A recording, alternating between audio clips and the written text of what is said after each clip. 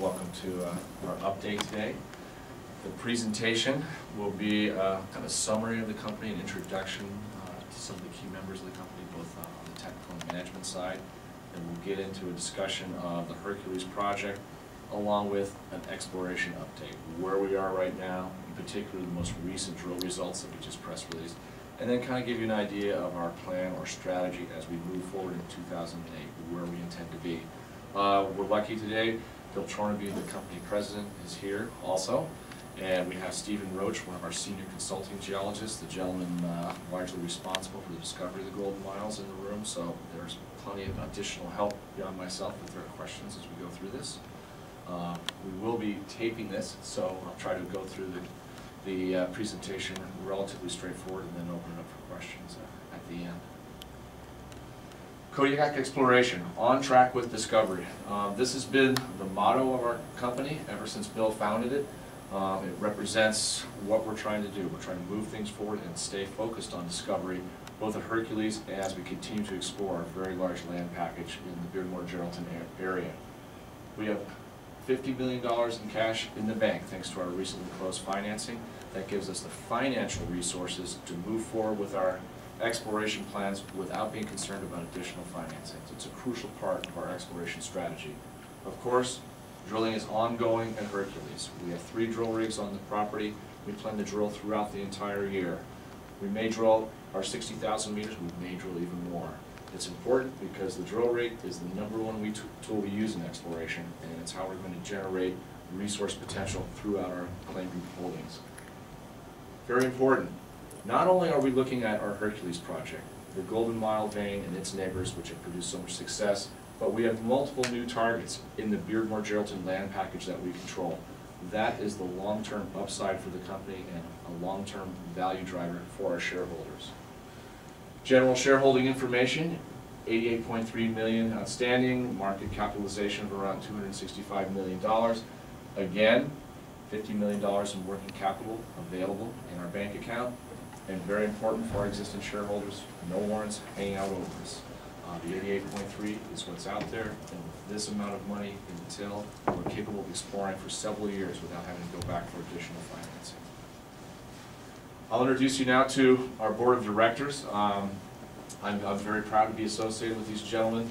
The backgrounds that they come from, the experience they bring, is part of the reason why we've had so much success as a company.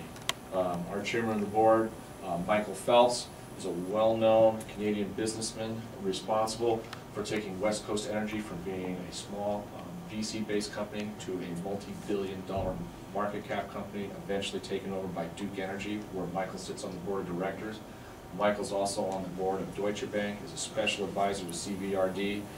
In other words, excellent international business connections. Terry King is our CEO. Terry's a lawyer with a specialization in mineral law and business law, so he provides excellent legal balance to the board. And of course, Bill Chornaby, the company president.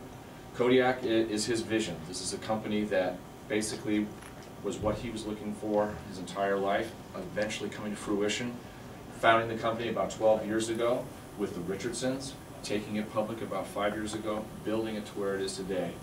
Bill continues to be the guiding force in the company, and believe me, for those of us who work with it, that's the exact term. He's our guiding force.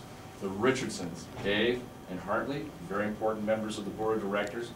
All of the initial financings, right up to the very recent ones, were all private placements, largely related to the Richardsons, other members of the boards, their friends and associates. That enabled Bill to build the company to where it is now, without any difficult financings, without having to put a lot of shares out there. So it's very important to have these kind of financial connections, financial resources available to the company. Tom Mullen is a chartered accountant, part of the Richardson Group. He's worked with the Richardson Group. He provides that excellent accounting background, oversight on our expenditures from the board's perspective. And finally, Bob Harrington, the most recent addition to the board of directors, a professional geologist. He brings that perspective to the board. Recently coming from Hochschild Mining, where he helped Hochschild go public on the London Stock Exchange, generating a market capitalization of nearly $3 billion. Bob provides excellent balance. So you can see we have a diverse group, but a group with a lot of experience and a lot of access to the international marketplace. The technical team, led by myself, I'm a geologist with nearly 30 years experience in this industry. My background is varied. Most recently, prior to joining the company, I was also with Hochschild Mining as manager of exploration for North America, Mexico, US, and Canada. Involved both with developing projects in Mexico as well as M&A activity in Canada. Prior to that, I ran a small underground gold mine. I've been involved in the exploration and development and operation of vein gold deposits throughout my career. Our chief geologist, Bob Hawkins, is a gentleman with 35 years of experience in this industry. He has been associated with exploration discovery throughout his career, perhaps best well known for his discovery of the Jarrett Canyon deposit, a gold deposit in Nevada with an excess of 8 million ounces of production to date from his discovery. Larry Hillisland recently joined the team as our Hercules project manager. Larry is one of those geologists that has specialized in project management throughout his career. He left Kinross Gold and their project in Russia to join us here on the team. And what he does is he provides complete oversight on all our drilling and geologic activities in the Beardmore-Geraldton area. Trevor Bremner and Stephen Roach are two senior consulting geologists. Trevor, he's the one who focuses mostly on computer compilation of data. And when you have a 1,400 square kilometer land package, being able to gather that data and put it into a usable form is crucial. And what he's allowing us to do is develop new targets elsewhere in our land package. Stephen's the opposite of Trevor. Stephen likes to be out on the outcrop. He likes to be mapping. He likes to be putting his observations he makes in the field into drill targets that lead to discovery. The Golden Mile is a great example of that. We have a full-time geophysicist on our staff, Lon Wyatt. As many of you know, exploring here in Canada involves using a lot of geophysical data. Having a full-time geophysicist on staff greatly makes that process efficient. I don't have to send information out and wait for a consultant to bring it back to me. It's real-time geophysics. And finally, Charles Baudry. He's recently joined the team. Charles has expertise in both the base metals and uranium.